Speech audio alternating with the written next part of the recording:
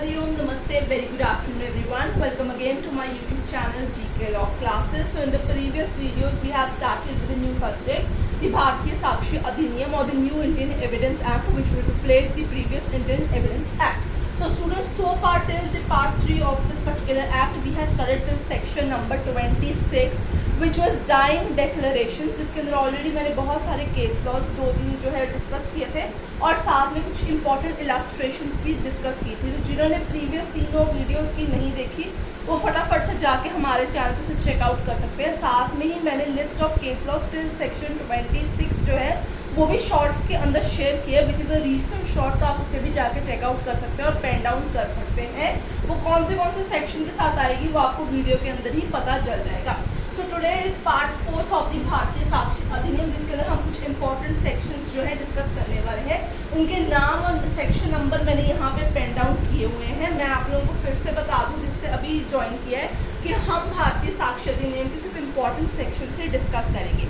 Student previously कुछ मेरे students थे जिन्होंने कहा था कि that they need an extra online classes, या कुछ स्टूडेंट्स ने मुझसे एक अलग से नोट्स पे डिमांड किए थे। तो जिन लोगों को अगर कोई भी इंडियन लीगल जो सब्जेक्ट्स है हमारे उसके रिगार्डिंग कोई नोट्स की डिमांडेशन है, कोई पर्टिकुलर टॉपिक के ऊपर नोट्स की डिमांडेशन है, या फिर अगर वो किसी पर्टिकुलर सब्जेक्ट के MCQ सीरीज चाहते हैं, if they are preparing for any kind of PG law exam या वो law government competitive exam aspirant है, या otherwise they are doing UG also, they need certain kind of notes या online classes, या फिर अगर आपको MCQ चाहिए regarding any of the Indian legal subject, then मैंने अभी recently एक short share किया है जिसके अंदर मैंने एक WhatsApp नंबर शेयर किया, तो आप उस पर जाके जो है हमें WhatsApp कर सकते हैं and at very affordable price हम आप लोगों को वो स्टार्टर पैक या क्लासेस या नोट्स जो है वो मुहैया करवाएंगे।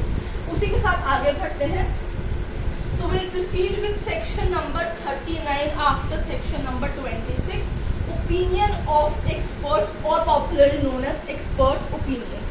So student, इसके अंदर ये चीज़ इन्होंने बताई हुई है कि in regard whenever a question come in front of the court regarding a foreign law, a science or an art or any kind of a field, ठीक है, या फिर कोई इस तरीके की आइडेंटिटी इस्टेब्लिशमेंट करनी है in regard to the handwriting of a certain person, या आइडेंटिटी इस्टेब्लिश करनी है via fingerprint impression, in that circumstances the court will held the point of the person, those who are specially skilled in that particular either foreign law or the science or the art or any kind of a field, or when a question arise as to the identity of the handwriting or fingerprint expression, तो हम fingerprint expert, handwriting experts, ऐसे experts की court जो है opinion जो है वो consider करता है। वैसे यूजुअली जो अगर इन केस अगर जो एक्सपर्ट्स हैं उनके ओपिनियंस को हमेशा ही जो है कोर्ट जो है एक्सेप्ट नहीं करता, उसके साथ कोरॉबरेटिव एविडेंसेस भी डिमांड करते हैं। They in all together full and full final नहीं माने जाते हैं। कभी कभी कोर्ट कोरॉबरेटिव एविडेंसेस भी डिमांड करता है, बट सेल्डम जब कोई और ऑप्शन नहीं होता तो इनके जो ओपिनियंस हैं उनको ही फुल फ्लैश फाइनल मान लिया जाता है और उसी के बेसिस पे कोर्ट आगे प्रोसीड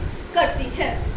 ना स्टूडेंट्स, अब क्योंकि हमारा भारतीय साक्ष्य अधिनियम जो है इसमें इलेक्ट्रॉनिक एविडेंस को भी इक्वल जो वेटेज दी गई है, तो इस सर्कमस्टांस में उन लोगों ने बताया है into the clause number 2 of this particular section, वहाँ पे लिखा गया है कि जब भी कोई प्रोसीडिंग होगी एंड कोर्ट को किसी तरीके का ओपिनियन फॉर्म करना है या किसी मैटर के ऊपर ओपिनियन डिमांडिंग है relating to any information which is transmitted or stored in any kind of computer resource or in any electronic digital format, the opinion of the examiner of electronic evidence will be considered as a relevant fact. So whatever opinion would be given by these experts, हम उसे relevant consider करेंगे, but अगर उसके साथ corroborative evidence होंगे तो उसकी weightage जो है वो इंक्रीज हो जाएगी, रिबट करने के चांसेस कम के कम हो जाएंगे।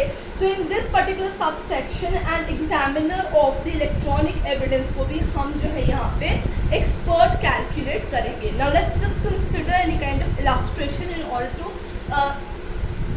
deep going into the section number 39. So अगर suppose कीजिए the question is whether कि XYZ document क्या A ने लिखा है कि नहीं लिखा है। Now another kind of a document which is DEF is produced in the court and which is proved or admitted to have been written by A. The opinion of the handwriting expert on the question whether two documents are written by the same person, that is A, or by different person are relevant here.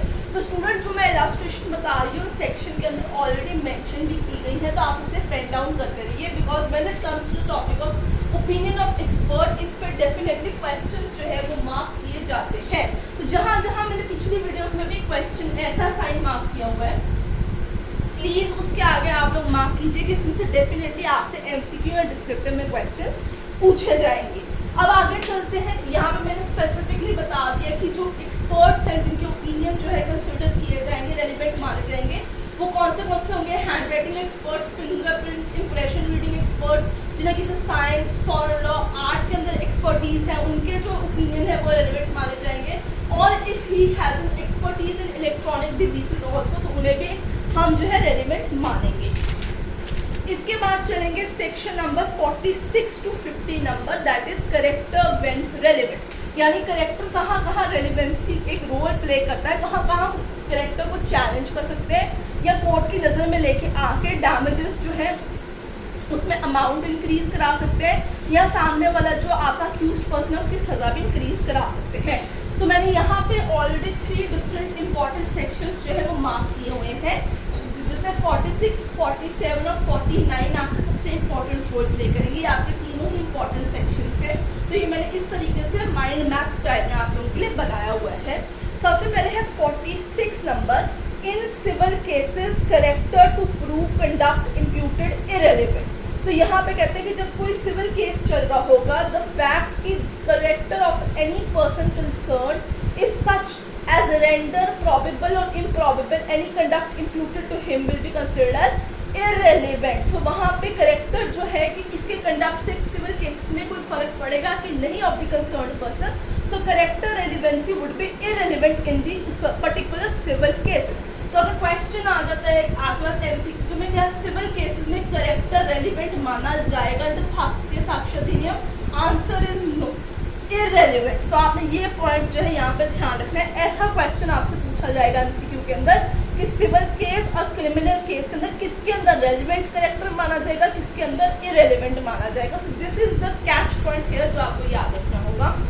आगे है criminal cases previous good character relevant. So अगर criminal proceeding चल रही है और accused person के character के ऊपर क्वेश्चनिंग उठ रही है, तो अगर उसका वकील ये बता दे कि इसका प्रीवियसली जो है करेक्टर अच्छा है, ये जानबूझ के ऐसा कोई ऑफेंस नहीं करता, he does not have an very offensive nature, या इसने प्रीवियसली कोई क्राइम नहीं किया, तो कोर्ट हमेशा पनिशमेंट देने से पहले, क्वांटम ऑफ पनिशमेंट डिसाइड करने से पहले उसका प्रीवियस गुड करेक्टर जो है उसको कंसिडर करता है, उसके बेसिस पे ही आगे क्वांटम जो है डिसाइड होती है।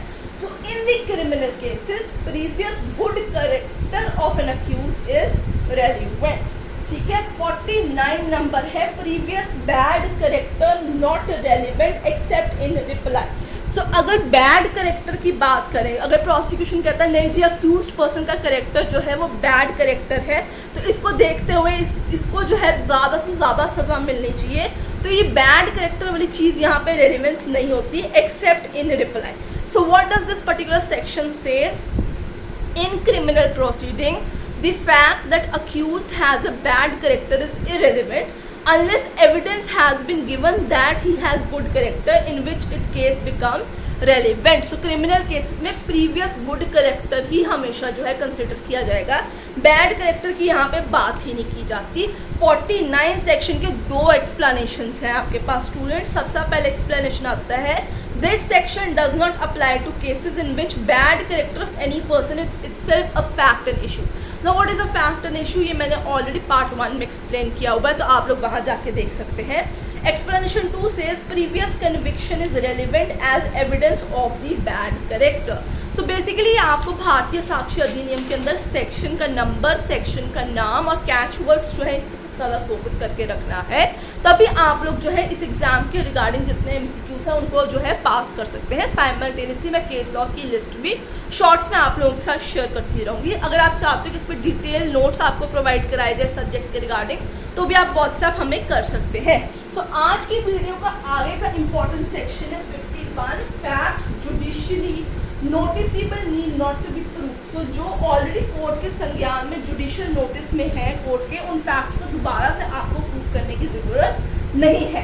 सो ऐसे कौन से फैक्ट है जिसका कोर्ट ने शुरू से जुडिशियल नोटिस लेके रखा है, जो उनके संज्ञान में ऑलरेडी है, which you need not to be prove are given under section number 52। So कौन सी चीज़ें जो कोर्ट को ऑलरेडी पता है उसको आपको एक्सप्लेन करने की जरूरत नहीं है, वो बेयर एक्ट में ऑलरेडी दिया हुआ है। For example, all the laws in force in territory of India, international treaty, agreement, conventions with other countries with India, the courts proceeding of Constituent Assembly or Indian Parliament, seals of all courts and tribunals, seals of Court of Admiralty, Maritime Jurisdiction, Notary Publics, accession to office, name, title, function, signatures of person filling in the time, ETC are the kind of a thing जिसके regarding court के पास already जो है notice है, उनके संज्ञान में ये चीज़ है, जुडिशली उनके पास डॉक्यूमेंट आकाइज है। You need not to prove कि पर्टिकुलर स्टेट की सील है, पर्टिकुलर स्टेट के ऑफिसर की सील है, ऐसी चीज़ें आपको प्रूव करने की ज़रूरत नहीं है। इसका जो आप आगे चल के सब सेक्शन अगला देखते हैं, वो कहता है in case of referred into sub section 1 and also on the matter of public history, literature, science, art, court may resort for its aid to appropriate books, document of reference if court is called upon by any person to take judicial notice of any kind. So अगर in regard to any history, literature, science and art, in case ये चीज़ जो है कोई party जो है या कोई वकील लेके आता है कि जुडिशली नोटिसेबल उनके संज्ञान में लाता है, तो कोर्ट कोई बुक्स जो डॉक्यूमेंट्स ऐसी चीज़ों को रेफर कर सकती है, ठीक है, अनलेस एंड अनटिल जो पर्सन खुद प्रोड्यूस करेगा, मैं consider necessary to enable it. So कहते हैं उनके पास ऑलरेडी बहुत सारी बुक्स है, रेफरेंस मटीरियल है, बहुत सारी चीज़ें रिगार्डिंग है। इनकेस अगर उन्होंने कोई पर्टिकुलर चीज़ का जुडिशली नोटिसेबल नहीं लिया, तो आप कोर्ट को बता सकते हो वो अपनी बुक्स से उन चीज़ों का संज्ञान ले लेंगे, अनलेस एंड अनटिल वो ये फील ना करें कि आप कोर्ट के ध्यान में ये चीज़ लेके आए। So student, this is all about the part 4 of the भारतीय साक्ष्य अधिनियम टिल सेक्शन नंबर 52। हम आप लोगों से मिलेंगे अगली वीडियो के अंदर। आई होप आपको आज की वीडियो पसंद आई होगी। कोई भी डाउट है कमेंट सेक्शन में मेंशन कीजिए। And so far so fourth, जैसे मैं हमेशा कहती हूँ, वीडियो पसंद आए तो लाइक शेयर कीजिए और चैनल को सब्सक्राइब करना भूलिएगा मत।